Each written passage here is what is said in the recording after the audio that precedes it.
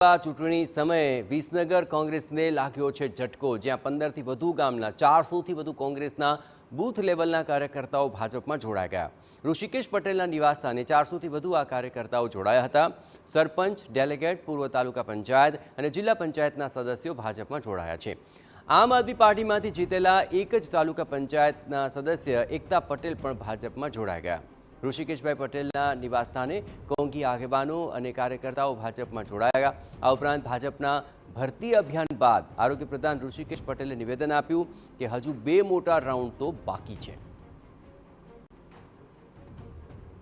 અરબમાં જે દિવસે કાર્યક્રમ એક ગામ પૂરતો સીમિત હતો, પરંતુ આજે સમગ્ર ગામના પ્રવાસમાં ધીમે ધીમે જોડવા એના કરતાં કાર્યકર્તાઓના મનમાં હતા કે અમે તમારા ઘરે આવીએ અને ઘરે આવી અને તમારી મહેમાનગતિ માણીને અમે તમારી સાથે સૌ થઈ જઈએ, કારણ કે અમે છેવટે તો નરેન્દ્રભાઈ મોદી સાહેબ અને વિકાસની સાથે છીએ.